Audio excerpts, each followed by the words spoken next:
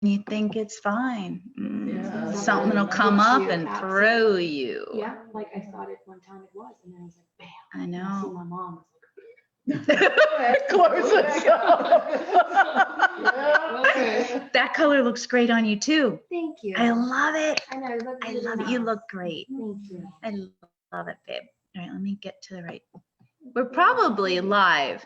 So everybody, we're trying to just get, as usual, we're trying to get stream live to Facebook and with our podcast here. So Sabrina, do you see us yet? Miss Janine's here. Yeah, we're live. We got Rebecca. Yes, yay, we're live. All right. Sees you before I. Everybody sees I don't see you. sees us before I see me. Sorry, we're having trouble playing this video. It's no, that's. No, Rebecca, we're live. Rebecca said we're live. Mhm. I can see us. All right. Okay. Welcome back, everybody. You know who I am, Caroline Best. And not to confuse you, I usually point to my left. And Sabrina, my lovely co-host, is now below me. And we have our featured guest this week, lovely Rebecca. She's to my left. So I'm going to do our usual introduction today with my glasses. And by the way, if I scream or any one of the girls here scream, it's because we have 2 new additions to our family. We have 2 kittens. I know. And they're running around and they love to climb. So I think we decided to rename. Mason wants the gray tabby to be Sunny now, and then the pretty little orange tortoise shell tabby is going to be called Simba, after my late Simba. So we may have 2 little extra guests today as they're running around here. All right, so welcome back to Everything Horses and More podcast, educating, liberating, and inspiring horse owners around the world. Join our live radio show and our revolution in horse care, handling, training, and achieve the life, relationship, and ride of your dreams. Every week, we bring you education, expert advice, and inspiration about horses, training, and how to live authentically. Seriously, that's number 1. Took me a long time to figure out that one word for the more in Everything Horses and More, and I think it's living authentically. You know, you have to test these podcasts, Rebecca, you know, you've been listening and it's like, what's the kind of common theme or the thread that just keeps showing up when we get off the subject of horses, which is always a full circle back to horses with this work. Well, here she is. No, don't step on my computer. Cute thing. She's a little ninja. So I think living authentically is a great word that kind of just opens Pandora's box. It invites in every topic in life, I think. I really do. And it can change. All right, so we spend time diving in deep, talking about complex areas in horsemanship, such as horse psychology, biological behavior and nurture, the real secrets to being safe with horses, and how to achieve the best relationship and ride of your dreams with your horse. And that's not all. We also get real and honest about our personal lives and experiences, sharing what's worked and what hasn't, about everything related to horses and more. And just on that topic alone, that's where Rebecca's going to come in today, our special guest, because we're going to have a really juicy topic to discuss that we may end up expanding on. It's going to be a big one. Weekly podcasts are streamed live every Wednesday at 12 p.m. East Coast USA time. And we stream the podcast to the Dial of Horsemanship Facebook page. We are entertaining the idea of making these podcasts every one Monday through Friday. We've just had such great reviews and we enjoy it so much. And I think more than anything, there is so much to talk about.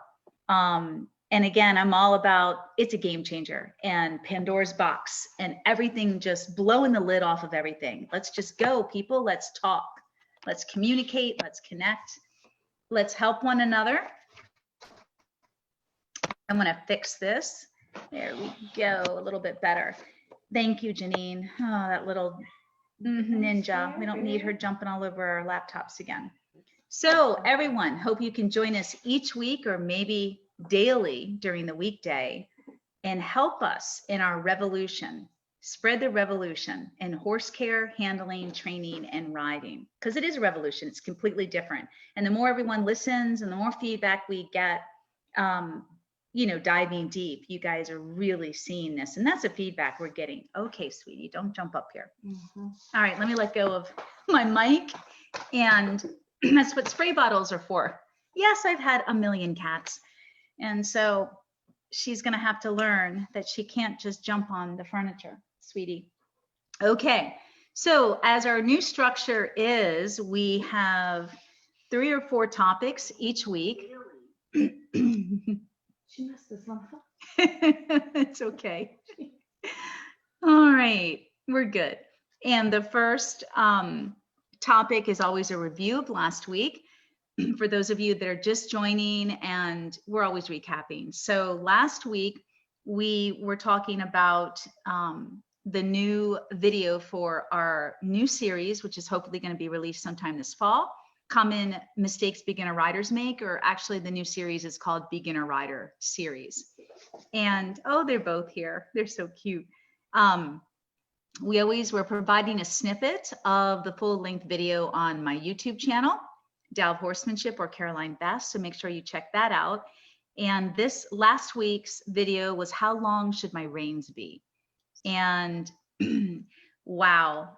Again, you know, I just dive in deep. You have to, because you just can't give a 5-minute pointer on how long should my reins be, because there are 3 specific areas that you need to take into consideration. And I mentioned these areas in the previous videos with where should my hands be, what else was it? How should I be holding my reins? I mean, everything depends on 3 specific areas right now, how long my reins should be. It depends on the level rider you are, your horse's level of education and training, and also what discipline or style of riding, because some of us just like to do recreational riding or trail riding, so it's not really a discipline. And so it all depends on those 3 factors. And so for those of you that are part of my Everything Horses and More video library, your subscribers, you get the full version. We have a snippet of how long should my reins be on YouTube. And I'll just jump to topic number 2, which is this coming Friday's video. And again, it's part of Common Mistake Beginner Riders Make. And this week we're going to be talking about the best ways to mount your horse. And I'm using both just my dressage saddle and my bareback pad, because a saddle is a saddle. I don't really need to throw my Western saddle on my horse, but you guys get to see how to mount from the ground and how to mount from a mounting block. And so I hope you join us either on YouTube or the video library. So let's just recap last week with our pretty lengthy, very lengthy topic, because we had a part 2 of how does a horse's emotions relate to their behavior and their health. And Rebecca, this is so fitting for you to be part of this conversation, because you have your own personal experience with your first horse, Jupe. And so that was last week. We had how does a horse's emotions relate to the horse behavior and health, part 2. And then it segued in right into last week's, or this week's topic, how well do you know your horse? So last week it was how well do you know your horse, part 1. This week we're going to dive in a little bit deeper, part 2. How well do you know your horse? I mean, it makes sense, doesn't it, Rebecca? You know, when we're talking about both those 2 topics, I mean, they totally relate to each other. How does a horse's emotions relate to their behavior and health? And how well do you know your horse? I think for outsiders that are new to my method, meaning you're not a student, you haven't been studying, You look at both of those topics or titles and you go, my God, they're completely different. And for all of us, they are so much alike, because most of us don't even know who our horse is because of emotional baggage or triggers. So the emotions really play a part, a huge part. If anybody hears a lot of little galloping around, it's the kittens. You're just running from the bedroom up and down. This is so important to their socialization, you guys, that they get used to. Well, in the horse world, this would be called desensitizing naturally, organically. You're just exposing these kittens to a ton of different experiences and stimuli, and making sure that those experiences and stimuli are positive right now. And I have to be part of that positive experience, so that when something does happen to your cat or your horse, and they're not sure, that they learn to trust you so much that they can rely on you. I see, this is kind of crazy, you guys, but for those of you that don't know me well, I was training cats long before I started training horses. Yes, cats. Cats were the first thing I started with. And then horses, and then the dogs. Spray, spray. There you go. Okay. You okay? Time out. That's enough of that. Oh, God, they're so cute. So anyway, yeah, I can ground my cats. I have video. I've got a couple things I'll share on Facebook of the kittens, their second night with me. And they had me up the whole first night, which was fine. I slept with them, and my old cat Willow was there to help. And the second night I needed to ground them, and then put them in a bedroom for the night without me, without Willow, so I could have time with Willow, because that's a lot to ask of your older cat to deal with two young crazy kittens that are now invading his home. And so it's really cool. Yeah, I grounded the kittens and they fell asleep on my lap. It's pretty cool. So last week when we were talking about how well do you know your horse, we introduced, and I apologize, I don't have time to listen to my podcasts, like review them. So I'm assuming that I brought up these 3 specific areas, but I'm going to be talking a little more in depth about them today anyway. So how well do you know your horse? When I go to meet a horse for the first time, they all get an assessment, an evaluation, and not just physical evaluation. It's an emotional agility test. And I talked a lot about that in last week's podcast, EA, emotional agility. And it's kind of like you and I taking a test, or not just a test on a specific subject. I don't mean it like that. But in high school, we take our, what test do we take? SATs, thank you. My brain is so full. SATs. And the SATs help us understand where we are in our learning, our aptitude, and where we're going to fit in if we want to go to undergrad school, go to college. It's really sad, actually, because I sucked. I just scored so low in my SATs, and I took them a second time, and I did even worse. So you can't gauge your intelligence by a test like this, okay? But because I had so much, learning was such a, how do I want to put it? Learning was always exciting for me. It still is. And I love to learn, but retaining information was always a challenge for me.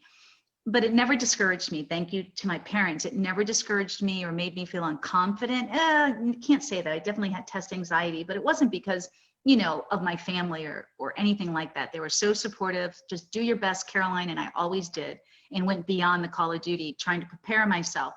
But I just couldn't retain information. And I definitely had anxiety in high school, as so many of you know.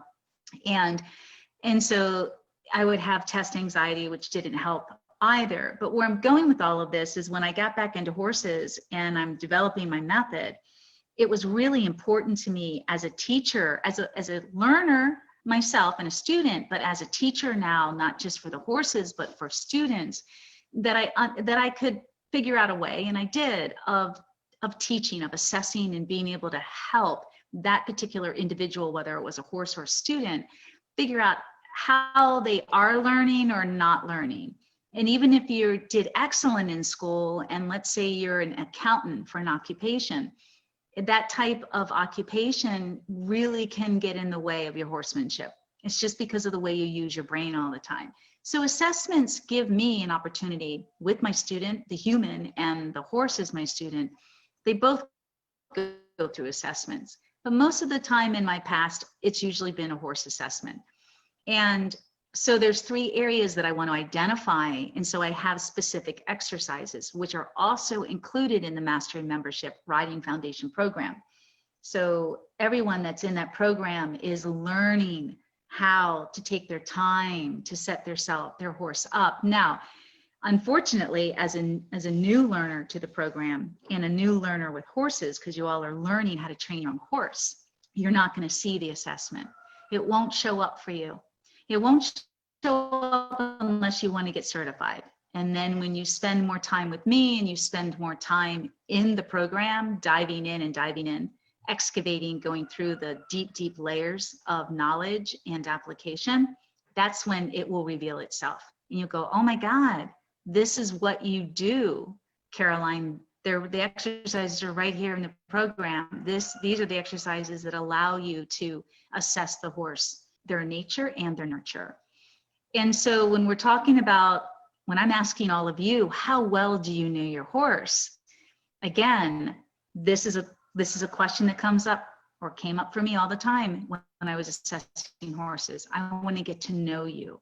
I got to know you before I start teaching you anything, because maybe you're an unconfident learner like I used to be. Horse, I'm talking to the horse. Maybe it's hard for you. Maybe you shut down and go into self-preservation mode. So what are the 3 specific areas? 1, I want to see how curious the horse is. Absolutely. Is the horse curious? And it doesn't matter what age, because we can knock the curiosity out of a horse when they're babies. Literally, we see it in just traditional, conventional handling all the time. Horse moves the wrong way, does the wrong thing, and then they get smacked, they get popped. We're knocking it out of them right there. It's wrong, absolutely wrong. So I want to see how curious they are or aren't. Are they an open learner? What does that mean? How does that show up is the first question, though. Being an open learner, how does it show up? Just like curiosity. I think curiosity is easier. It's a more widely understood, not just word, but we know what it looks like when a horse is curious, right? They're nosy, they're smelling, looking, touching, playing with everything. That's how curiosity shows up, what it looks like. What does an open learner look like? How does it show up? It's very similar to curiosity. All right, Sweet Pea. Thank you, Janine. Yeah, it's very similar to curiosity. An open learner may not be as gregarious as a curious horse, but an open learner isn't the opposite. Compare and contrast would be an open learner would be completely checked out or shut down. They'd be standing there stoically, frozen. They're not blinking. They're kind of dead. And I think that's hard for a lot of people. Rebecca, you can relate to this when you first came to me, but you were brand new to horses when you met me. And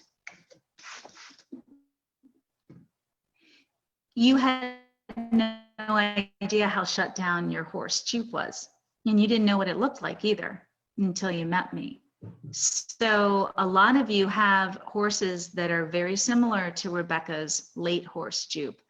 Most horses choose the freeze mode for self-preservation. So when they're triggered or they feel threatened or unsure or unconfident, they go into freeze mode. And why most of them choose freeze mode is because horses by nature are passive. They're passive. They're not dominant or submissive personalities. We have dominant personalities with horses, and we have submissive, and we have passive.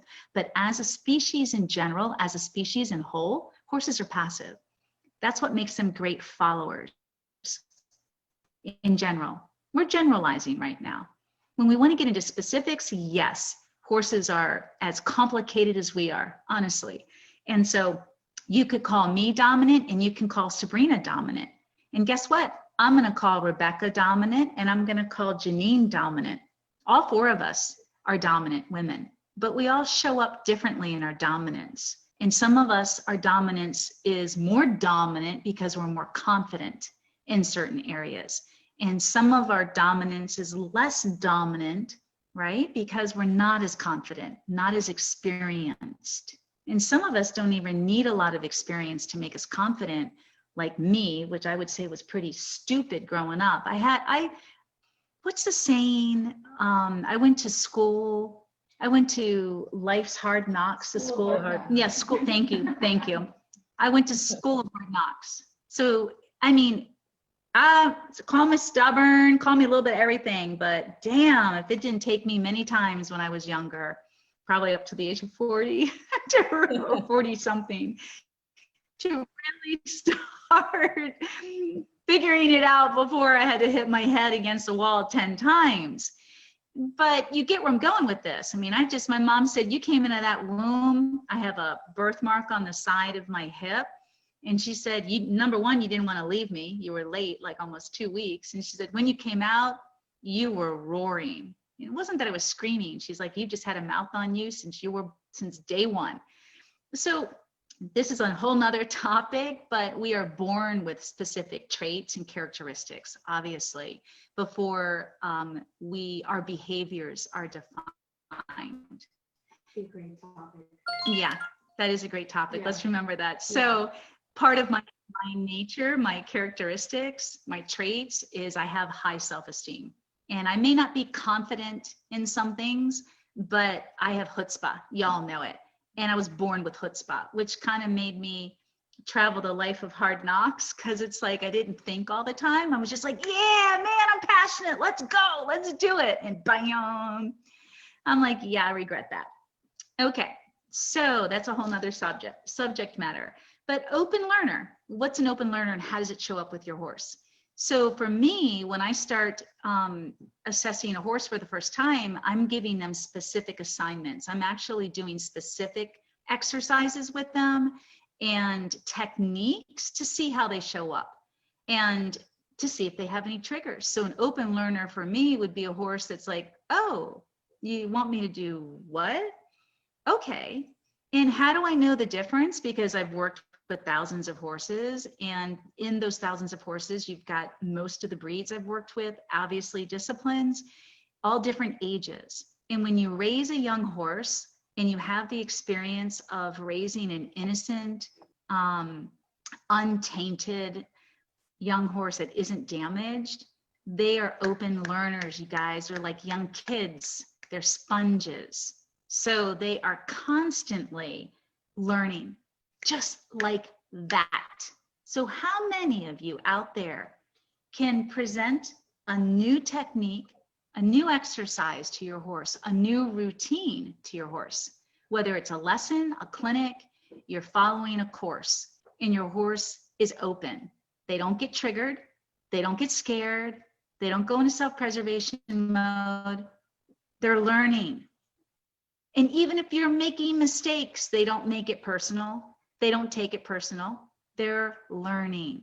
It is so refreshing. And until you've experienced that, it's almost impossible to understand what I'm talking about because you have no experience to gauge this by. It's not a put down.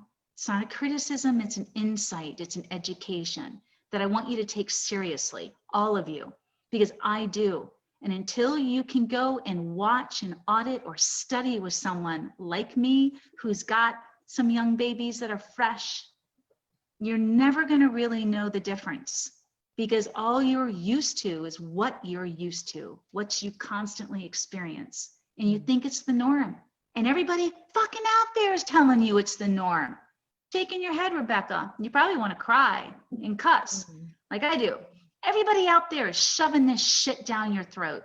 You want to know why? Because they don't know what the hell they're doing, what the hell they're talking about. And if they do know, they don't want to share it. They want to keep you stuck.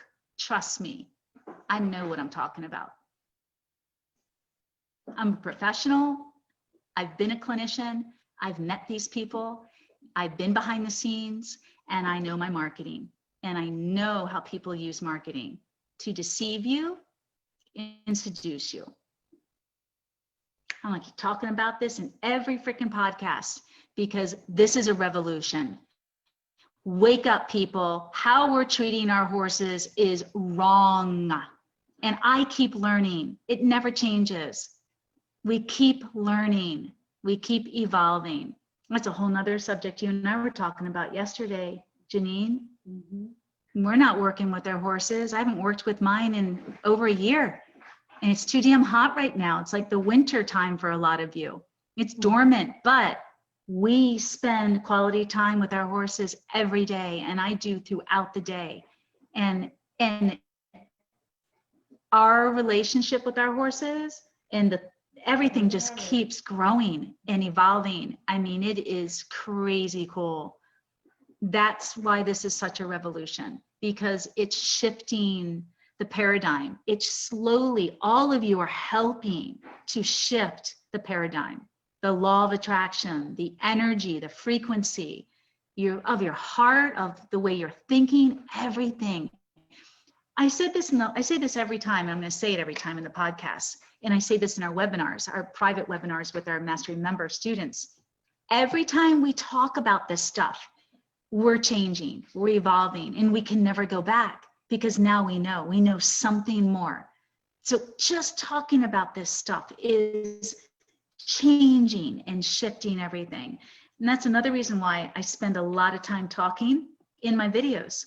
And I get lovely comments sometimes from my YouTube subscribers or YouTube visitors, because the ones that subscribe appreciate me. The other ones are just like, shut the hell up. You know, why are you rambling, blah, blah, blah, blah. Sometimes I comment back professionally, and sometimes I remove them because it's just not worth it. Wasting your energy on that.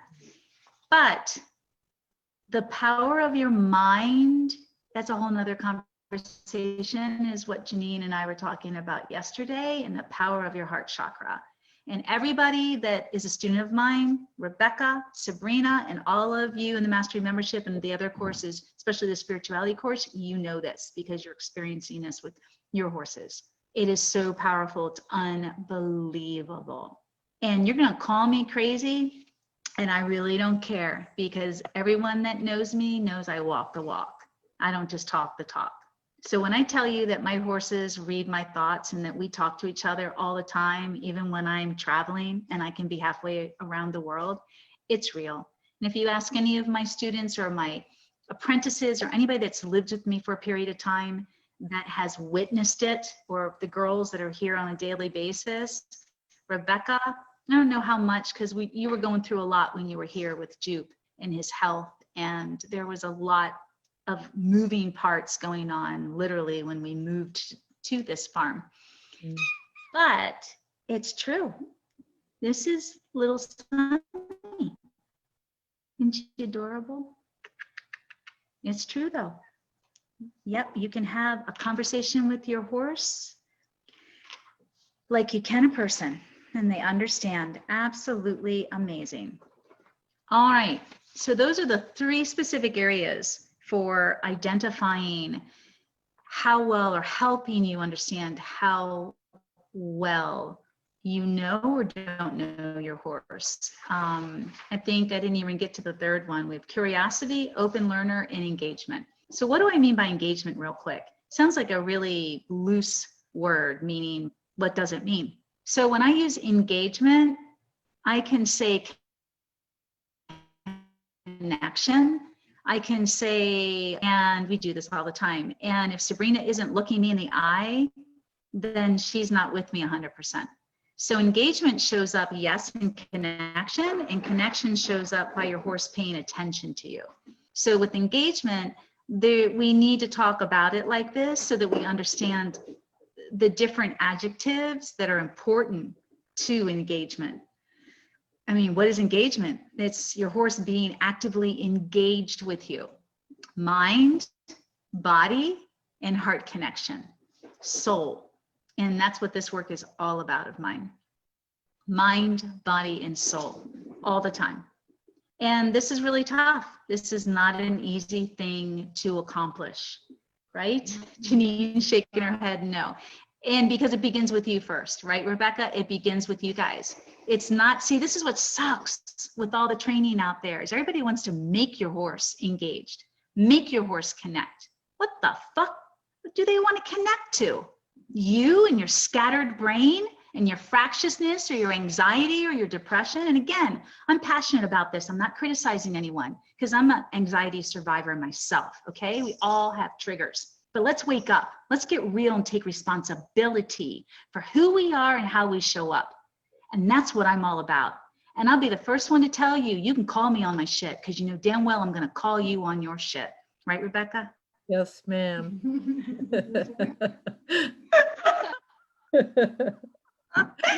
No, I'm just playing with her. She's awesome. She didn't really have, we all got shit.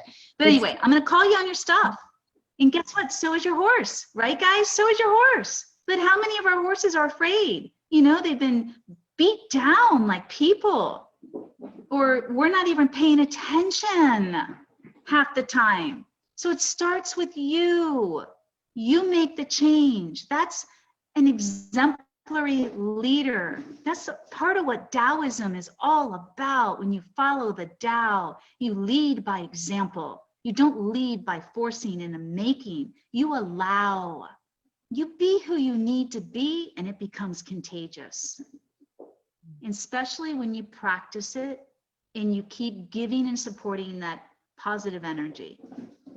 And that's part of what I was talking about with the kittens grounding with me the other night. They were petrified. They were crying the whole night before. And they were finally starting to relax and trust me. And I brought them into that energy frequency and bam, and I put them to bed and put them to sleep. So without going on any deeper, because we can always expand on this, we're always open to Q&A. Sabrina's here to take comments and questions. And, you know, often we expand on these subjects and bring them up again in the following or continued podcast series. If you're interested in learning how to do this, I offer the spirituality course. And that course is specifically about how to become one with your horse. And that course is also included in my Mastery membership program. So either one of those will help you and guide you down this pathway that we're talking about and that we share about all the time. All right. My dear, are you ready, Rebecca? Ready. All right. So this is our special guest today, Rebecca. How do you pronounce your last name? Siebel? Bible. Sable? Bible. Seibel. I always get that wrong, Seibel, because the E is silent, Seibel. All right. So this particular topic, and Rebecca has so many excellent topics. This particular topic is death, about death, letting go, and living. All right, my dear. So I don't know any more than that. What made you decide to want to talk about that? Please share.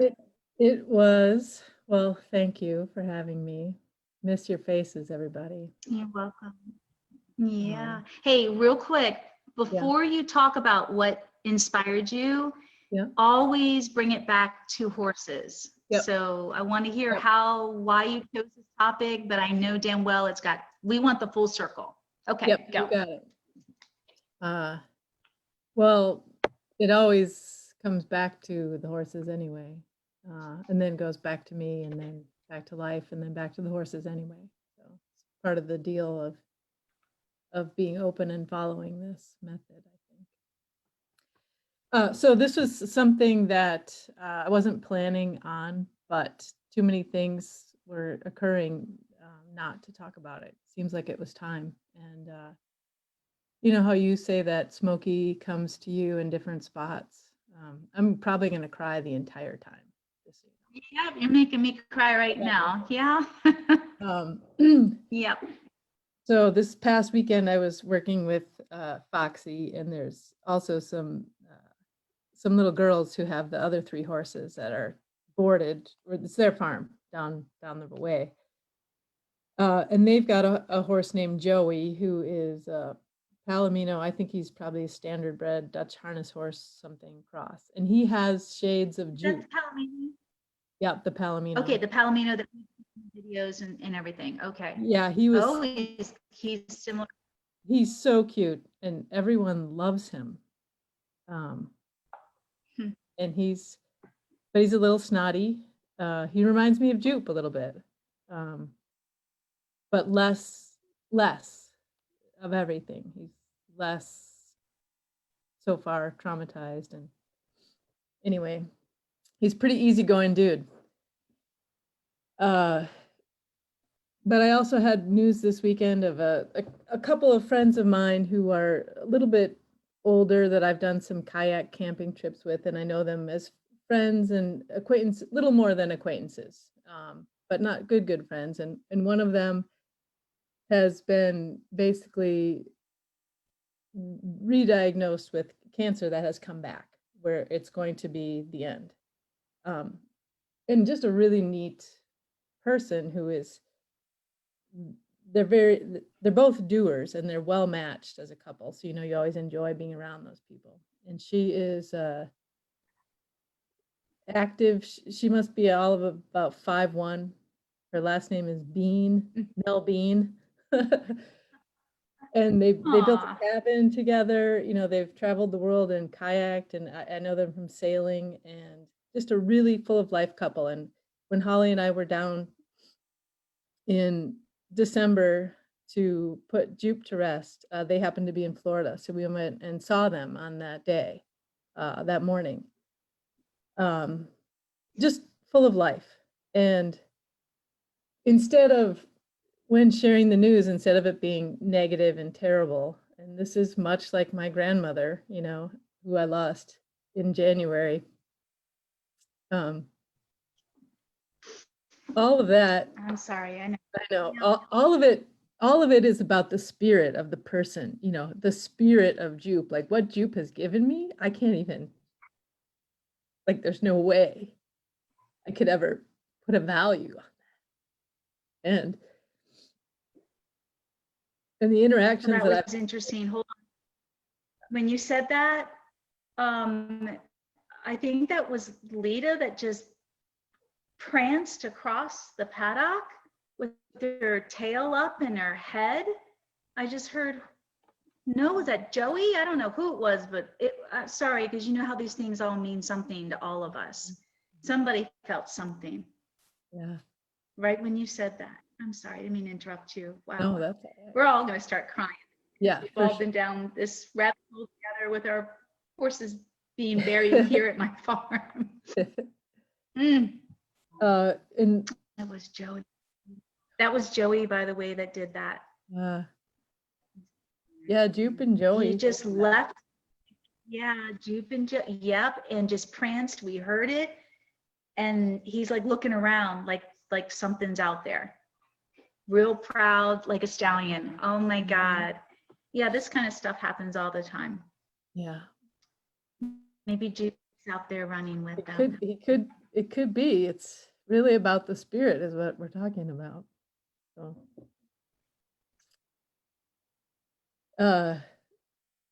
But the first time that I was at your old farm for an immersion, one of the things you asked me was, well, you didn't, you told me this, the differences between your nature and your nurture, which is integral to training the horses, because just like you're talking about, how do you know what speaks to them, what issues they've got, unless you know who they are? And then you can work with their nature, and they're all different. But in order to know who they are, you have to get through their layers. But in order to know who you are as yourself, you have to get through your own layers. And so a big part of that for me. was, I was searching for my centering that I had definitely lost.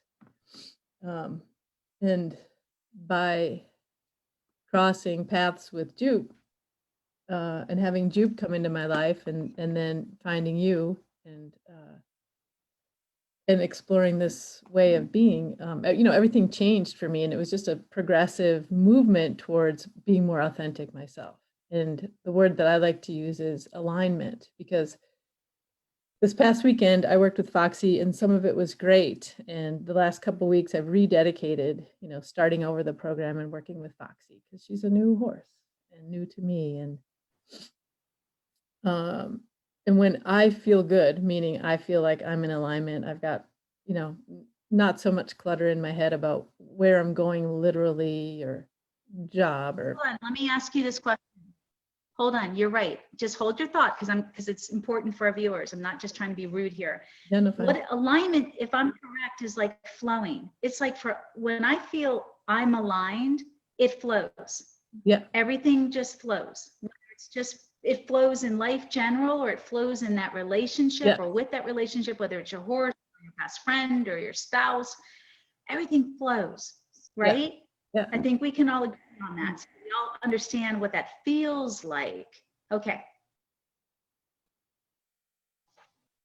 So for me, a big lesson has been that when I'm not right, when I'm not in alignment, nothing else works for me, because I get easily overwhelmed. And if I were a horse, I'd be in massive shutdown mode half the time. And so I've had to design my life to stay out of that, because I can't handle it. Hold on. Yes, that's perfect. That means you don't have emotional agility. Well, because shit happens, guys. Yep. Well, that's really what this is going to end up coming down to, this topic too. You're good, but look, shit happens. We get interrupted, accidents happen. You got to learn how to be adaptable and flexible. And I always call it like riding the wave. You got to learn how to ride that wave without being submerged or swallowing the next wave that hits you in the face and almost drowns you, or going under the wave. You've got to learn to ride the wave.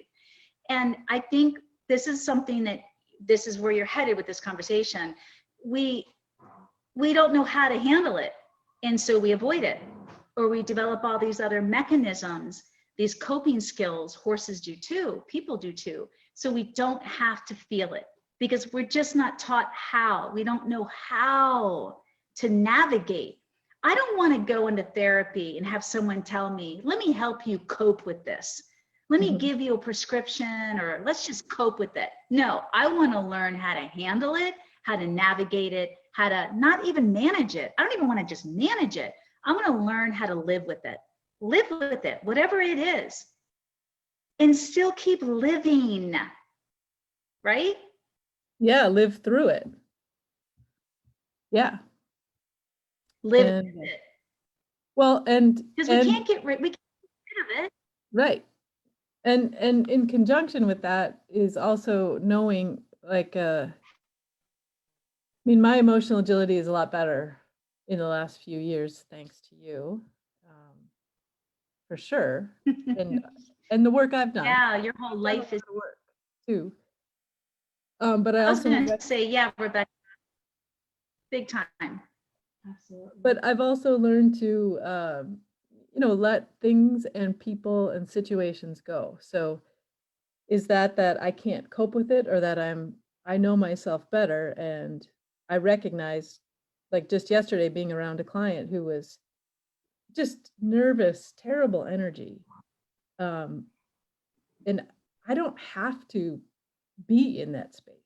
I have a choice I can handle it, but I don't need to. There's no law that says I have to, and it's not good for me. And I'd rather be, not as a put my head in the sand, but I'd rather be among expansive, life people. You're still going to handle the pain. There's still going to be plenty of pain. Mm-hmm. But I get to choose how much of that I put myself into, I guess. That is awesome topic and very deep. Let's talk about that. Yeah. I look at it several ways.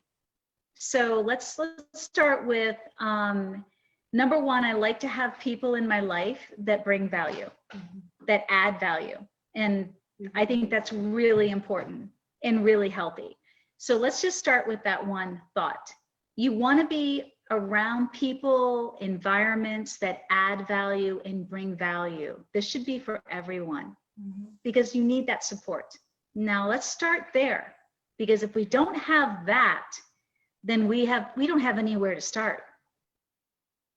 The second thing, shit happens. You can't avoid bad experiences, bad people, bad energy, bad juju, bad. You can't avoid stuff that you don't like. And so the second thing is when you are no longer depleted and you feel abundant with value and you feel abundant, you come from a place where you have tons of emotional reserves, then it's easier to be in situations that deplete you or take from you. So often, most of us are so depleted, and we've, more than anything, in all my thousands of conversations with my human students, we've never been taught how to live authentically, how to understand when you're depleted and how depleted you are before you're absolutely down to zero and no reserves left, and how that's not good. If you're not any good, you're no good to anyone. How to live with abundance and not feel guilty about that. Oh my God. You know, you've all heard me say, and certainly my husband say, we're definite hedonists. We enjoy life's pleasures. I'll be damned if I'm going to feel guilty about pleasuring myself. No pun intended there. I love my drink. I love my good cigar here and there. I love my friends. I love my laughter. I love a good fight. God knows. I love cooking. I love eating. I love sex. I love it all. I love people. I love the dynamics. And I have had to work, and that's okay. We're always, as I call it, a piece of art. We are always a work in progress. Our horsemanship is, we are personally. Everything in our life, look at it like a work in progress. It's never finished. We might go, oh, this looks really beautiful right now, but I can add so much more. I can tweak so much more. So there's a bit of learning how to be content and satisfied and grateful in that. But getting back to your subject about not being around that energy, sure, as a professional, and that's a client of yours, and you have to possibly deal with this person for a short period of time, whenever, and then maybe never again. But it's learning how to exist in those uncomfortable situations without them taking. It's like going in and going, oh God, I can feel that, toxic, whatever you want to call it, energy or person. But you don't have to own it. Again, so many of us own everybody's shit. It's like, and this is going to be a topic for Friday's private Mastery Membership Facebook webinar. When we see something we don't like with animals, of course, the hair on the back of our necks raises and we want to be protecting. But so often, what we're looking at is distorted through our own lens because of our own personal experiences. And I mean, these topics are huge. Right now, I've just brought in 10 different areas to your one specific comment, because it's always a full circle. It's like the domino effect. You hit one thing and it hits the next and hits the next and hits the next, and it just keeps fucking going. So it's like you can't, I'm an animal activist just like the next person, but I think I've got a better perspective than most. I don't sit there and run after somebody because I see something that they're doing might look too aggressive, without stepping back and being objective. We have so much emotional attachment. And that brings me back to your point. You have, like all of us, when we feel like something's really bothering us, 99.9% of the time, it's because we have an emotional attachment. Somewhere there's a trigger. Why should it be bothering you? It's the other person's shit, unless they're doing something harmful, of course, to someone or something. But in this particular situation, you can just look at this person and go, wow, okay, man, I'm glad I only got to deal with you for another 15 minutes. But also, can you look at it like, how can I have some fun in a healthy way? How can I find something that I really like about this person? And focus on that particular strength instead of all the weaknesses. Because 99% of the time, when something bothers us, it's a trigger, you guys. It's really a trigger. And that's the conversation we're going to have on Friday. When you see something that you think is really harmful, so often it's really a trigger. And that's where our lens is distorted and skewed, because we're so emotionally attached to whatever's happened to us. I know, it gets deep. Sorry, I didn't mean to go off on a ramble like that. I mean, does any of this even help you in any way, Rebecca? It all helps me. I mean, for me, it might be that there's more, like, it's time for me to change some other things in my life. But I have definitely become better at recognizing stuff that's outside of myself too. That I'm like, wow, that person is really high. Like, I could never live in that body. Like, I couldn't be in that, you know? So, and Yeah. And knowing what I need or don't need too, which is similar to Excellent. like the four horses down the way. They show up differently, even if I've perceived the same, because they're different, you know. So on some days I might, I don't know, I guess it's paying attention, but I feel like when I have the flow, when I'm in alignment, which means I'm living in the moment as much as possible and being what I would call Let's true, talk about true, that. authentic. Hold on.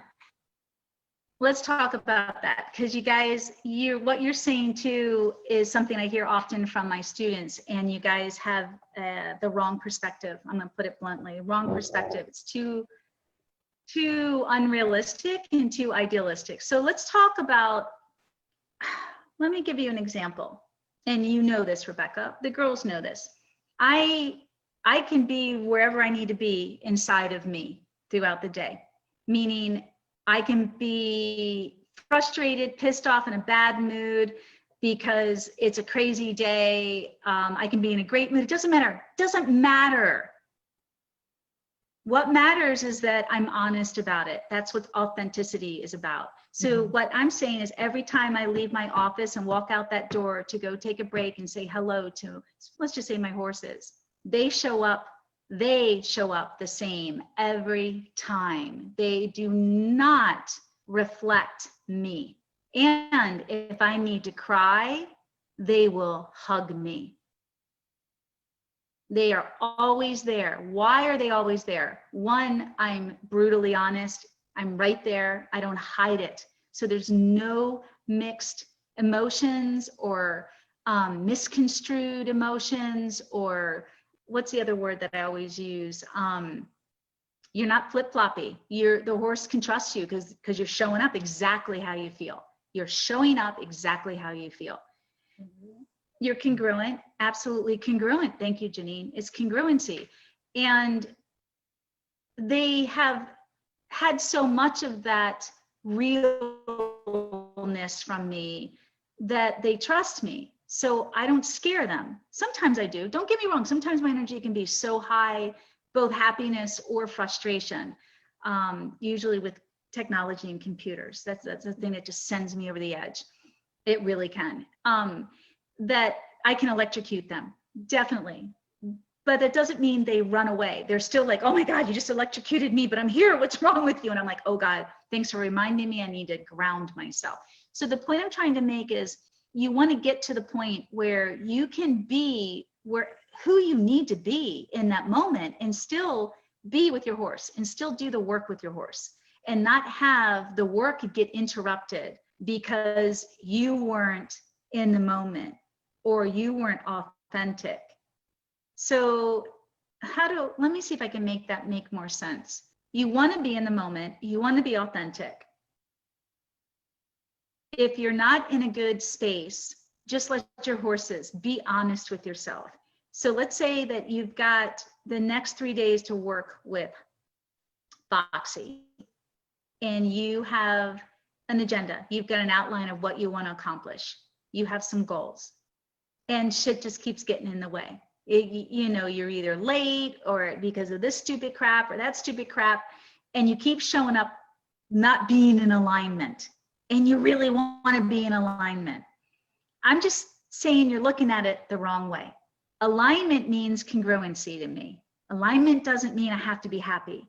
I'm getting better at articulating this right now. Thanks for letting me flesh it out.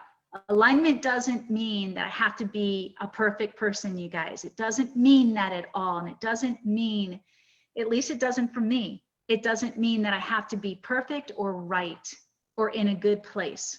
It just means I have to be congruent. I have to be honest. I have to be real. That's what the horse needs. That's what makes them trust us. That we show up exactly. We show up on the outside exactly how we feel on the inside. It's a really hard thing for a lot of people to wrap their brains around, because we don't think about congruency or what it means. And we don't think about congruency as human beings in our daily lives, because it just doesn't matter. We're so used to hiding and faking and masking and not letting people in, and it's like, I can have a bad day, but I can compartmentalize that bad day. Doesn't mean I'm going to take it out on you or you or you, or make my time with you or you shitty.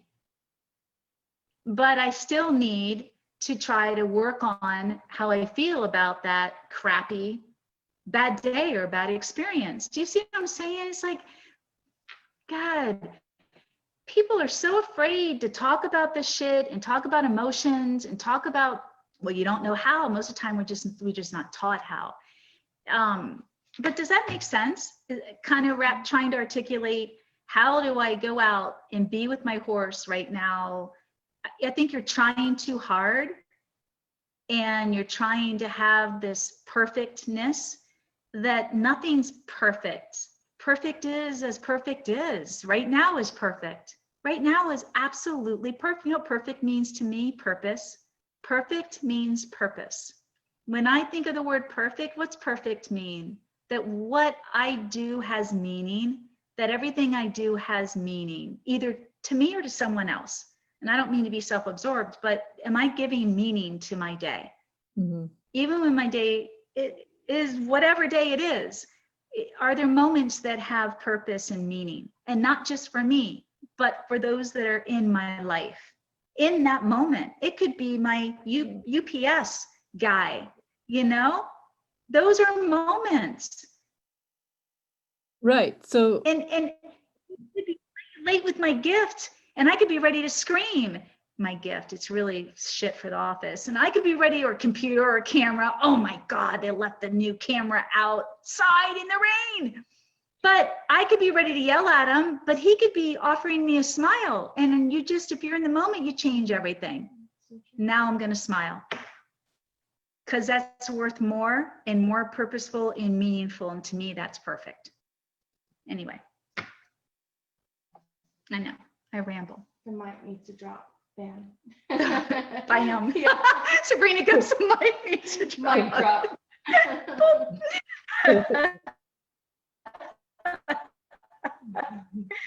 We need to change our language and how we use words. We talk a lot about this in the spirituality course, and how words define us. And we have attachment to words, and we give words too much power sometimes, the wrong words, the wrong power. Yeah. Certain I think I don't deserve all that power. Yeah. Did I just scramble your brain? Yeah, sorry. You're not the only one. Everybody else out there is probably feeling the same way. What the hell did she just say? No, I think that's what I'm feeling is the purpose, alignment, being present, that it's everything that you do or be for the most part is authentic. Stop making it so hard. You're overthinking it, and that's your enemy. And you're like so many people. You're not only probably more of a type A like me, and you have a high drive, but you're an overachiever and you're an overthinker. And we've talked about this. You're overthinking I this. do overthink. I know, but you also have this. Yes, I have to think something. Yeah, no, I get that. Don't try so hard. But you guys, it's like, I don't know if I was talking to somebody. When shit hits a fan, when you're working with your horse and things don't go right, I can remember so many years of that. And it hasn't been until really, definitely the last few years, but really has been an aha moment for me in the last year and a half. Because Rebecca, you know, I have not been training, and Sabrina, but you guys are here. I could be paying you under the table. Rebecca, you know, I haven't been training or schooling my horses in about a year and a half, you know?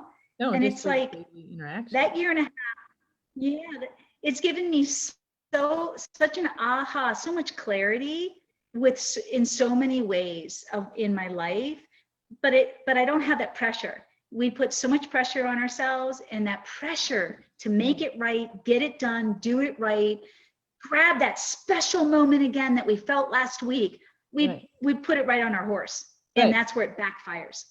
And so what I'm trying to tell you guys, one of my biggest ahas is back the fuck off. Back off of yourself and back off of your horse. And start looking at it differently. Come in differently. Have some fun. Have some fun. Have some love. This is relationship oriented. Where did that go? Right out the door and down the toilet. So good for Foxy for going, I don't want to be with you right now because I don't like who you are. What happened to the fun, Rebecca? Well, Rebecca's only fun when life shows up and lines up perfectly for her. I'm not picking on you. How many of us have been in that position? I'm raising my hand. I can't have a good day unless everything is exactly the way I need it and want it. Seriously? And you know, horses are an amazing metaphor and symbolism for relationships in general, especially having kids. Oh my God, especially having kids. Sabrina and I talk a lot about that. And so it's like, I think one of the best things for Mason dealing with me is how honest I am. So like Dad and I can have a fight, and knock on wood right now, it does not affect Mason. Like he'll be like, hey, you two, knock it off, or Carrie, you were wrong, or Daddy, you were wrong, but then he just moves on because we haven't made it an issue for him. And he's learning by example. And I'll say specifically me, let it go. We made our point. Let's move on. And let's also talk about it. Definitely need to talk about it.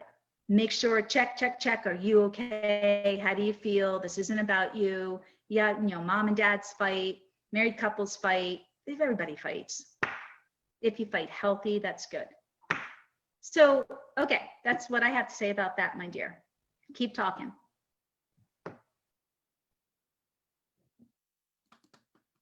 Okay. Still running around. Sorry, Rebecca. Ever since you brought up Jupe and started crying and Joey flew across, Joey keeps looking as if something is chasing him out here. Then they're all running. And then they're all running. And they're right here. They're right outside the guest house. Well, you guys, this stuff happens. Yeah, we've experienced this so many times. I don't know. I'm feeling Jupe or Smokes or both.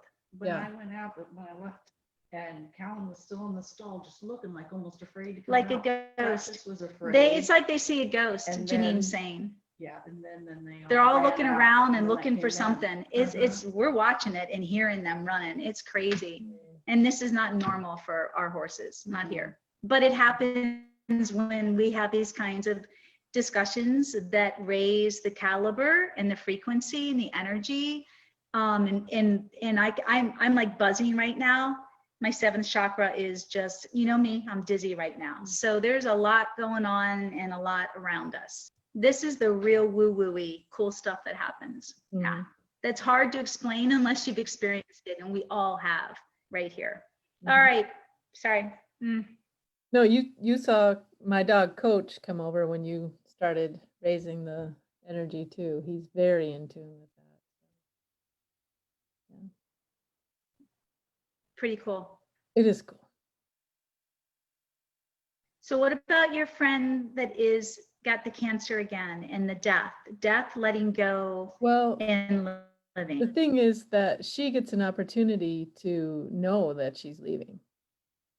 And it's a real gift to her and to everyone who loves her. Aw. And I think, and then I recently had someone I don't know who's a fellow tree climber, and the arborist community is very small and tight knit. So I have many friends. We have many mutual friends, but he was in a mountain biking accident about a week and a half ago.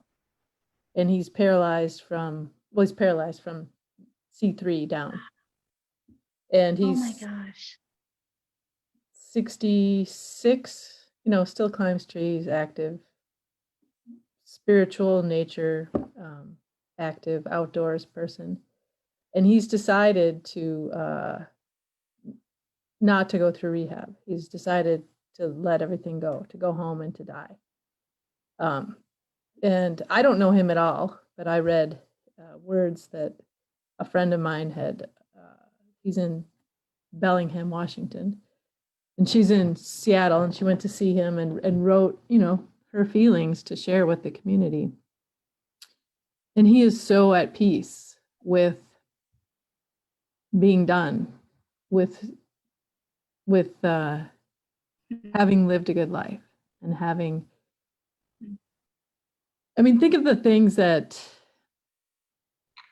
you always cliches left and right, no regrets, blah, blah, blah. But when you've lived, I think, with that authenticity, then it's better than death is just part of life, and it's a real gift. And he gets to also say goodbye to everybody, and everyone gets to say goodbye to him. But that sort of authenticity is, what you're saying, the UPS guy or woman, it's all part of it. It's all part, and being aware. I'm far from perfect, and I've had way bad agenda moments with Foxy and definitely with Jupe. But just being aware and trying to be present to shift. Like your video when Lovey lies down in the round pen, that one is one of my favorites, and I've watched that one many times. And the one with Tula, where there's no sound, that's another one of my favorite ones. And to me, those are both the feel, the timing, the in the moment, the getting away from the agenda that somehow for me translate into a pureness of the moment that is really important to me. And I think that's why I'm drawn to your method in a lot of ways, because to me, those are the things that are worth being. There's peace. There's a definite peace when you find within us that you feel when you're in those moments, and time stands still. Time definitely stands still. And for me, it washes over, and I feel like in Lovey's video and Tula, I remember all of those as if they were yesterday, as if they were just happened. because of the weight of the peacefulness. You know, that's my purpose. My mission is for everyone to be able, we all have bad days, but how do you, like with the UPS guy, and it is a guy, how do you, God, what do you mean? Not that it's also yes, the expensive camera was dropped off in the rain, but I did not, the UPS person had already left. I'm just giving you guys, what's the word I want to say? If the situation happened where I had a chance to tell him exactly how I felt. But I've been in those situations where you're so ready, and then the other person doesn't know what's coming, or the horse, and they're in or your dog or your child, and they're in such a great mood, and you're like, oh God, I'm just leaving that behind and getting into that moment, right in that moment, and it changes everything. But it is a choice, and I want to bring this up about choosing to live. It is a choice. I mean, like I keep going back and referring to shit happening. It's like we have death, then what? We have letting go, and then we have living. And it's like, I don't want to let go. I still cry over my dogs. I still cry over recently in the last 10 years, every animal that's left me or person that's left me. I still cry. And for me, that's my way of appreciating them and remembering them and valuing them. I don't want to stop crying, and I don't want to let go. I don't want to let go. I hate death. Y'all know that. I hate death. I hate when my beloveds leave me. And maybe that's my way of coping, so to speak, is that they stay strong in my heart, and I have so many amazing memories that I draw upon, or they come back and they show up. But it's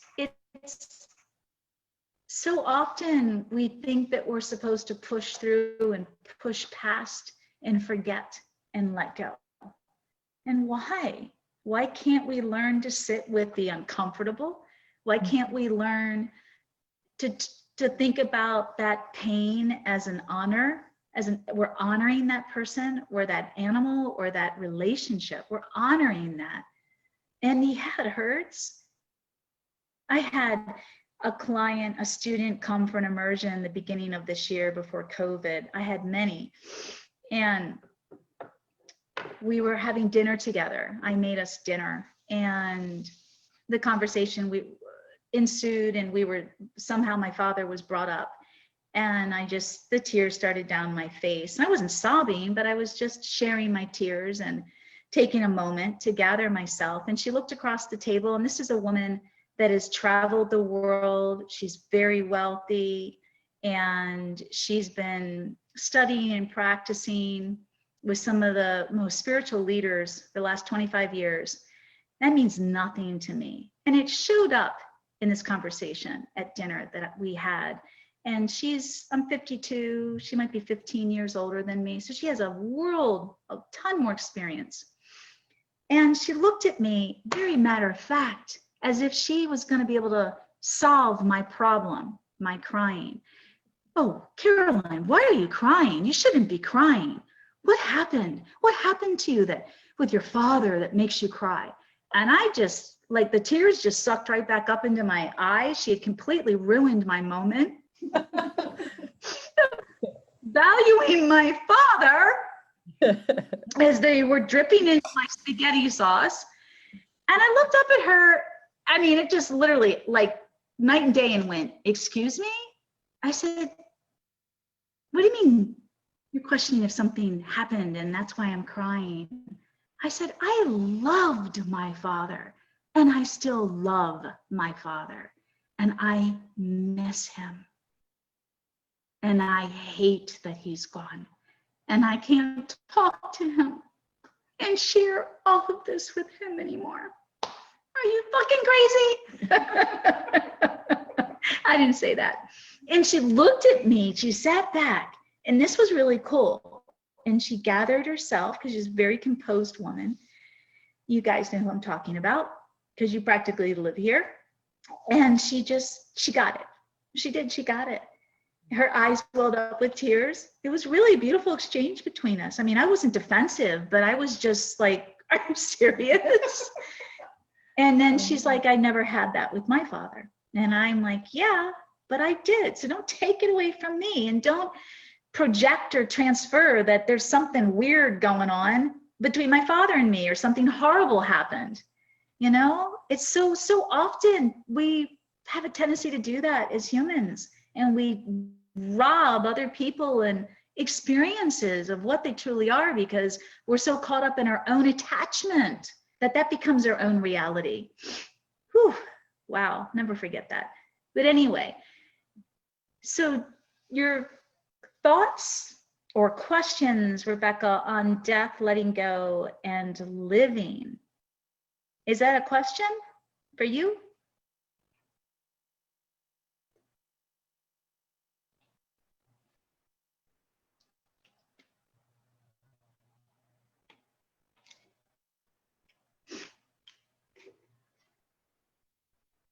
I mean,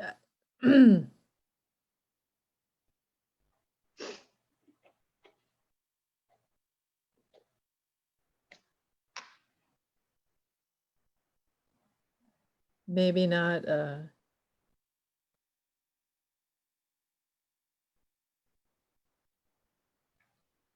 Well, I mean, sometimes I'm in the future, and for a long time I tried to rationalize the past. But I mean, more poignantly, that my partner Holly is in a spot where she, that she has she has That's okay. You don't genetically, have to talk. she knows, yeah, she knows that she may or may not develop early onset Alzheimer's, like in the next, who knows how many, not very many years, right? So it's something that is, You're getting scared. well, it's You're present. scared. It's present, so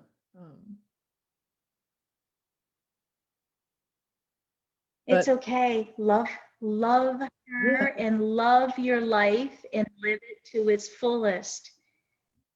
And live it to its fullest. I know. And don't I'm look so- back. And whatever happens, happens. I know. You I will have those memories, and you're know. for. Don't be afraid. I am afraid, but Feel. I am. But it's, I mean, I've learned a lot in the last year, and I think a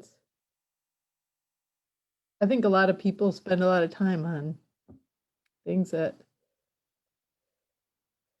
are like That micro, they can't feel. yeah, can't feel, Can't So I touch. Can't touch I their think- hearts. so I feel like it,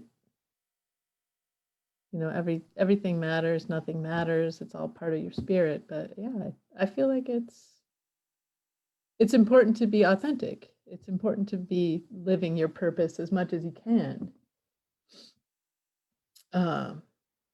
So listen, stop talking about being authentic and be authentic. And what that will feel like for any of you that are struggling with this is it will become an ease for you. It will become a sense of ease and a sense of peace. So go slow. Don't try to overthink this or rationalize this. Just go slow and pay more attention to when you feel however you feel. And please take the time to honor how you feel, all of you, including you, Rebecca, and take the time to just sit with it. Don't push past it. Don't try to understand it. There is no answer. There doesn't have to be an answer. Answers often give people a false sense of confidence and comfortability. Sometimes answers, we need them, and often life doesn't give us the answers that we want or we're looking for. And what do you do when you don't have the answers? you just be. You just be. You brought something up in some of your titles that caught my attention that I think is very relevant to this conversation with death, letting go, and living. And I bring this particular subject matter up to my students who have confidence and fear issues with horses. And it's basically, how do you prepare? How do you prepare? Before my father died of a massive brain tumor that was slowly killing him for 30 years, and we didn't realize what it was until it was too late. And then the radiation killed him, basically. That's all. When you see blood coming out of your dad's eyes, and many other things, it's pretty horrific. But I remember when I moved to Florida, and I had already begun the first phase and journey of my life of really letting go of my family attachment and my family dynamic, because at the age of 40 or 41, I was actually moving away for the first time in my life. I wasn't living with my family or 20 minutes from my family. And one of the ways, and I didn't realize what I was doing. Now I know. I'm very intuitive, you guys. If you don't know that about me already, maybe I've lived many lives, which I've been told, but I already knew subconsciously, intuitively, how to set myself up without really realizing what I was doing. So when I moved to Florida, and we didn't know about Dad's tumor yet, this is 2011, 9 years ago, I can remember just being horrified by the thought of, not only have I moved to Florida and my mom and dad are in Maryland and I can't just go see them, but I don't know what I would do I don't know what I will do when they die. I can remember that constantly. I don't know how I'm going to survive when my parents leave this world. I don't know what to do without them. So I already knew I was working on some pretty strong codependent issues with my mom and dad. And that was like the next phase. What I didn't realize is the more I thought about that, and that's all I had to do was just think about that one sentence. What am I going to do when my parents die? That's all I had to think about, because I couldn't think about any more than that. All right. What I didn't realize until much later, especially now, I understand that I was actually preparing myself. I was actually preparing myself. And while I couldn't think beyond what will I do when my parents die, I couldn't think beyond that. I wasn't strategizing, you guys, but subconsciously I was. Subconsciously, I was starting to set up different scenarios. And when I'm helping students deal with trauma, whether it's with their horses or personal trauma, one of the ways, the best ways that I learned, and now I understand, is you've got to start thinking. It's like driving a car. It's like when you take your driver's test or you're learning to drive. And this is a great example. At least it was when I was being taught. I don't know how they teach it today. But they give you a couple of scenarios. And when I learned, I was in Cleveland, Ohio, outside Cleveland. So we had black ice all the time in the winter. And my birthday was in April. So I was learning, 3 months before my birthday in winter to drive. So you had to be prepared. What are you going to do if you hit black ice, Caroline? This is your instructor. Well, that's scenario number one. Number two is, what are you going to do if someone hits ice and comes in your lane and they're head on? Third thing is, what are you going to do if you start spinning around? And I don't know. I don't think like this. I know a lot of people do. That might have just totally got someone really panicked and they couldn't think past that. Maybe I just had a really awesome instructor that thought way outside the box and really enjoyed what he was doing and helping me prepare for X, Y, and Z.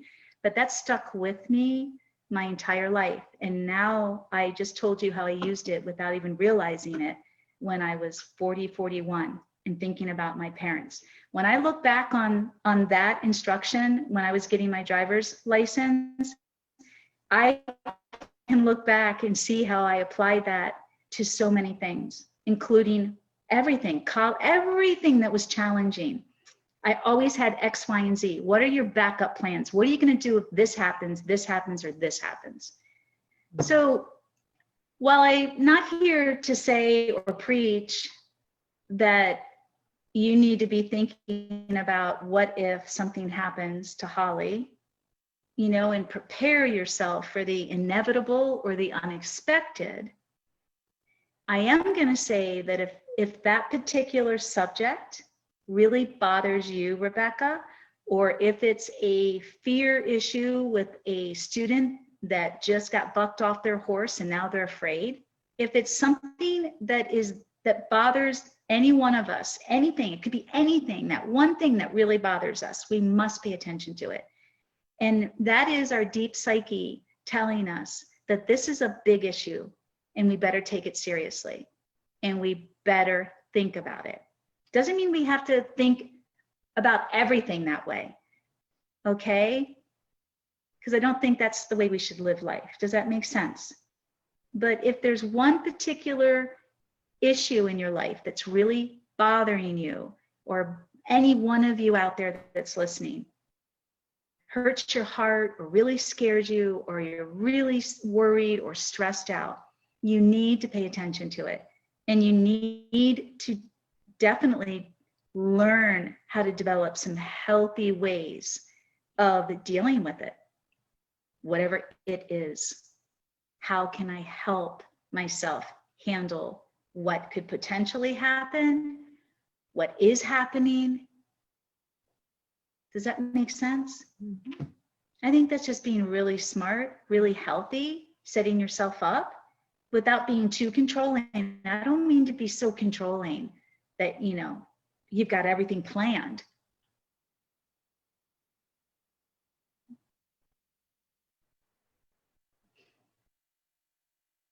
But when you're married or you get married, you know, another example is you look at life insurance. What if something happens to me? What if something happens to my husband?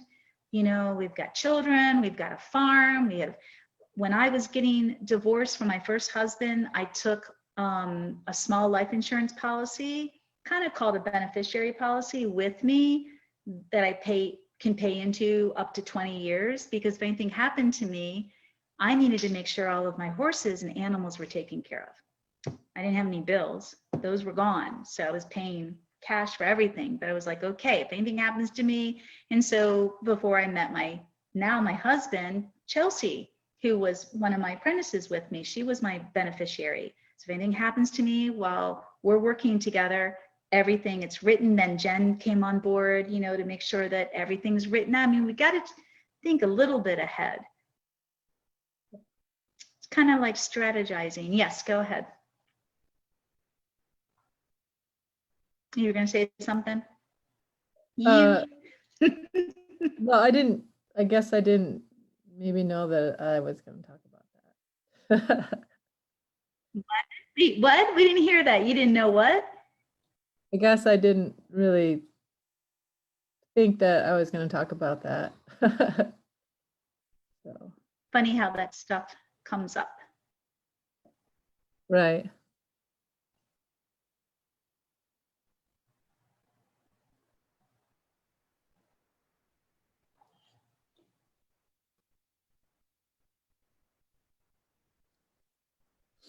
Pretty cool when you connect the dots, and this conversation is really about you being vulnerable and loving someone so much for the first time in a long time. Yeah. Maybe the first time ever in your life. First time in the right way, yeah, for sure. Definitely different.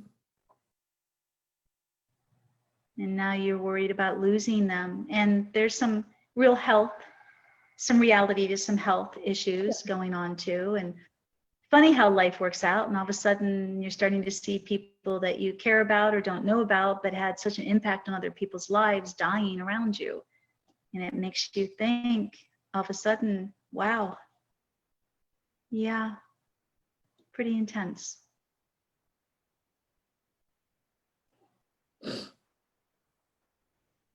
This would be a moment where I would go cry with my horses, you guys. I would go like lay down on the ground with them, and they would just eat me up. It's just so cathartic. It's unbelievable. Or go cry with your dog, your cats. Go let it out. People don't cry anymore. Nobody cries anymore. Nobody cries anymore. You're all fucking yourselves up. Go look at the science behind crying. It's all adrenaline. If you don't release the adrenaline, you don't cry? You hard ass bitch. That's right. You bawl all the time. You and I bawl. I will not go see an animal movie with I refuse, especially dogs. She goes by herself. I refuse. I'll be a puddle. My late pups. I can't do it. I try to. It's hard for me to. Didn't I see a tear in your eye yesterday when I was frustrated? Oh, she keeps thinking she does. I had a little crying spat in Sabrina yesterday. I did right before our big webinar for the mastery membership, and I had a little meltdown, and I know how to let it out, and I tear up. Yes, I started crying and just talking, not crying bad, but just talking about it. And I had to, because I was getting ready to have a big webinar, and I saw some tears in your eyes, girl. Don't you tell me. She was feeling for me. But I let it go. But I released Maybe that's it. hard for me. Maybe letting go is hard for me. Because I do tear up and I think I'm ready. And then it's like, I love it. Yeah. Because I do. Like, care about you guys. Of course, I'm going to not want to think I'm that much of a hard ass. But like, really cry? No. Just like the Disney show, you gotta let it go. Let it go. Yeah. All right, Okay, well, we're teaching the kids. We're getting ready to wrap this up, my dear. It's been an hour and a half. So what, Miss Rebecca, is there anything you want to add? Yeah. So I'm, as you might guess, in the midst of making some changes again in my life to be where I am. And so I just would remind everybody that the work is going to keep going, because it's always there, and it's just, you have to keep But we going. love you. So let's Love you guys. talk about that real quick. How long have we known each other now? 3 or 4 years, you and me, Rebecca? Yeah, About. 3 or 4, yeah. And we both have been through a lot of change. Yes. You by far more than me. Both my relationship hasn't changed. I got married, Well, but that's a you're in change. a new relationship. Yeah.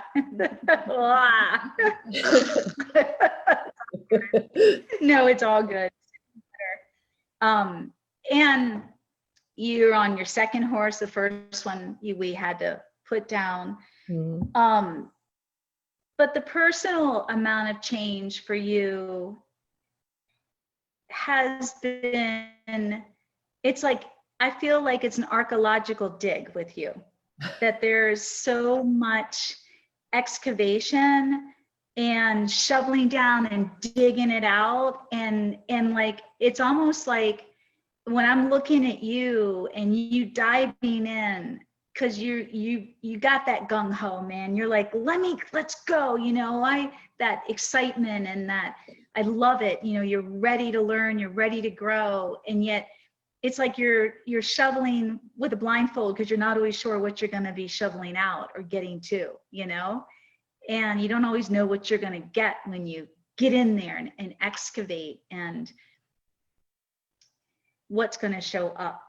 And to me, on the outside, looking at you objectively as a friend and as a mentor, and you're not the only one, I've seen this with many people. It's so hard sometimes in your position, because you've spent most of your life not looking and not excavating and not challenging yourself and looking the other way. We've been taught this. Guys, this is not a criticism. This is an awareness. You've been taught this way.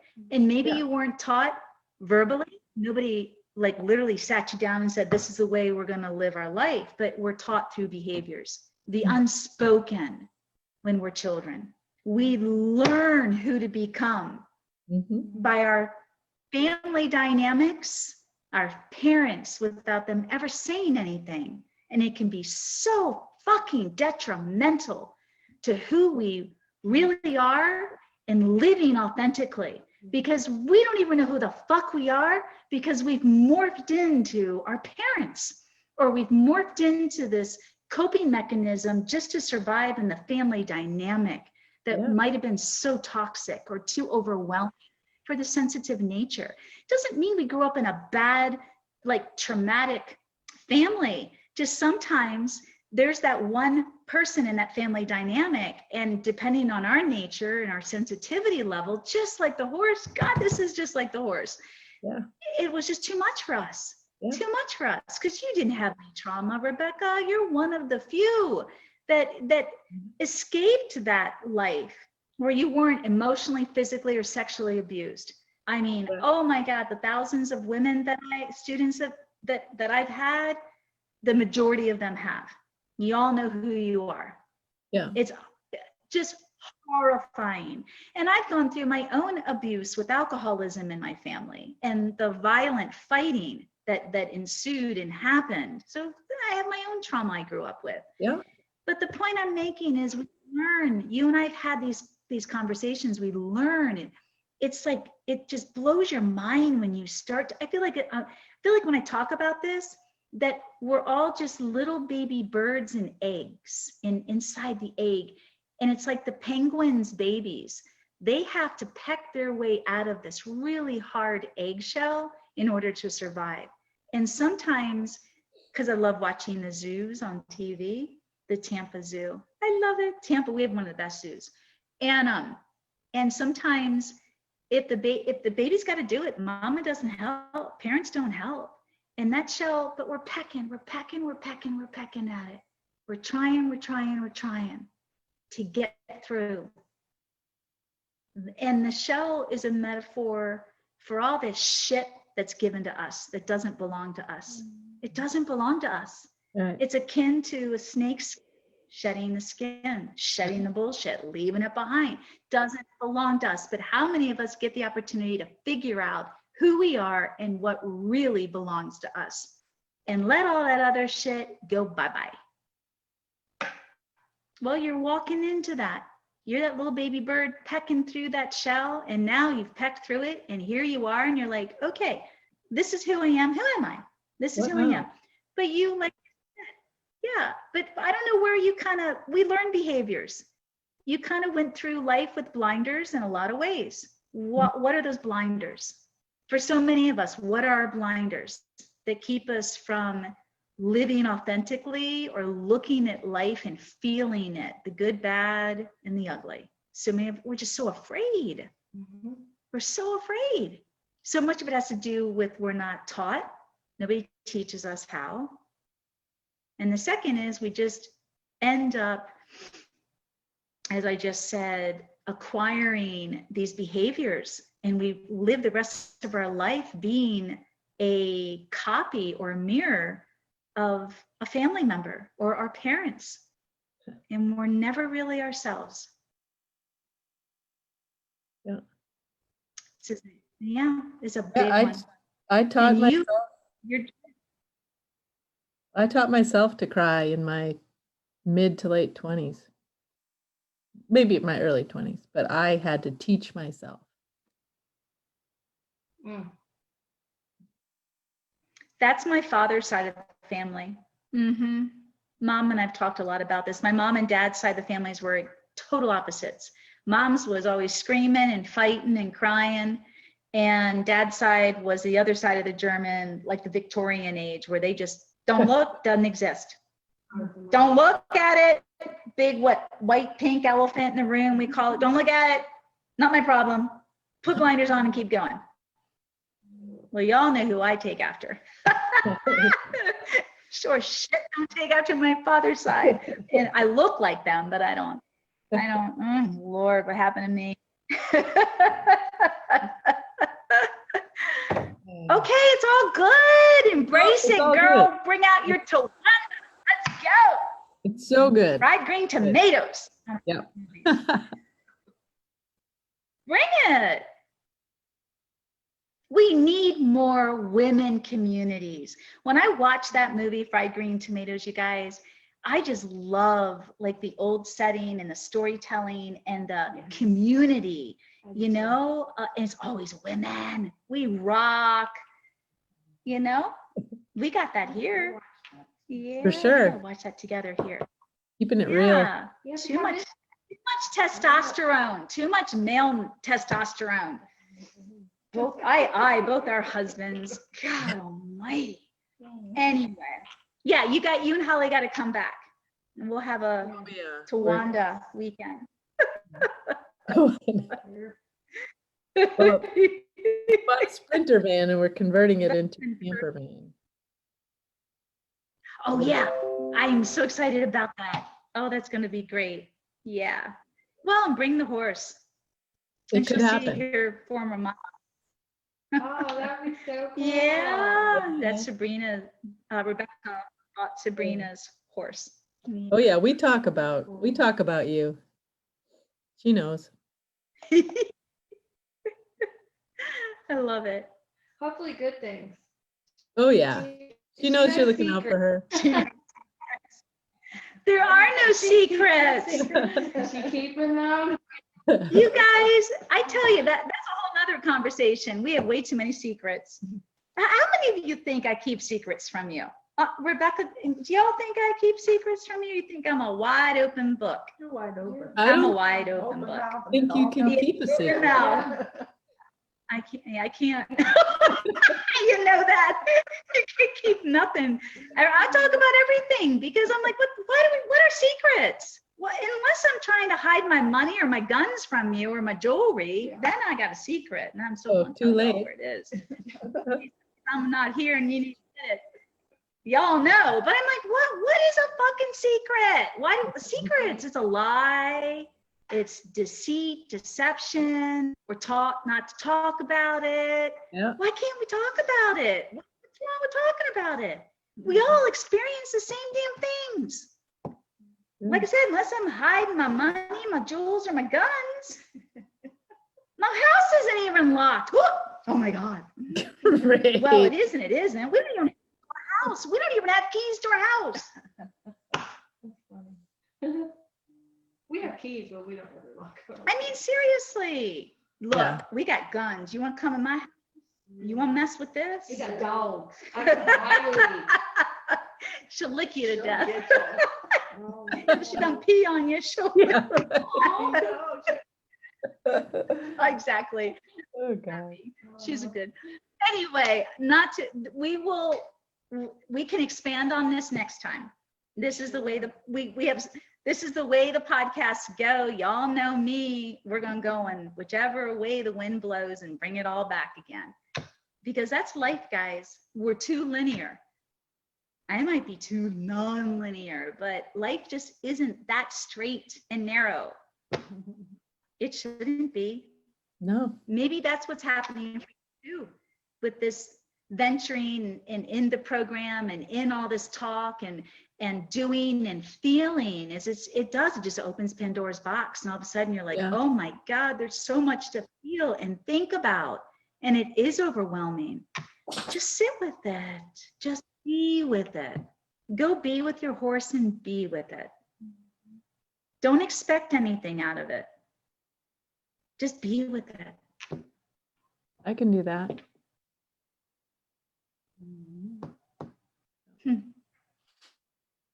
All right. This? Whatever we didn't cover, we will have a part 2. No, Coachy. Love it. We'll have a part 2. Yeah. And of course, do we have any questions from anybody? We had a question from Claudia. It's not anything to do with what we've been talking about. So you want to hear it? Would you like to? Yeah, yes, if you don't mind, I would like to, well, this is a Q&A. So Claudia's got, Okay. before we wrap this up, hang on, Rebecca. I made a wooden mountain block like yours. My horses never saw one before. Where do I start? I would like them to ask me to sit on them. So Claudia has a question about the mounting block. Mm-hmm. She made a mountain block. She like made a yours. mounting block like mine. My Okay. horses never saw one before. Where do I start? My horses never saw a mounting block before. Claudia asks, where do I start? I would like them to ask me to sit on them. And she would like to get permission. She'd like her horses to ask her to get on. Claudia, that's a huge question to ask because it's not one answer, right, girls? So honestly, jump on board and you can begin with the spirituality course, which is half the price of the mastery membership, but the spirituality course is also included in the mastery membership. But that's where you begin. If you want your horse to take care of you and want you to join them, sit on them and join them through heart connection, chakra energy, the bond, it takes a while to develop. And there's a lot of things, as I mentioned early in this podcast, that we have to learn about ourselves, and a lot of things we have to learn about our horse. And it has nothing to do with technique. And that's the beginning. So the spirituality course develops you. And if you want to learn, take that into the riding and into a lot more, that would be the mastery membership. Thank you for the question. All right, Rebecca, getting back to you. Just save this for next time. All right, if there is a next time, it's up to you. If we didn't get to some of the hot topics. You know, of I'm this all in. topic. All in. I know you are, girl. All right, everybody. Thank you, everyone. Thank you, Rebecca. Mwah. Thank you, Bye. girls. Thank you. Love you all. May you always be with your horse. Bye. Okay. Bye. Say hi to Holly. I will. Best everyone there. All right. Okay. Love you. Bye.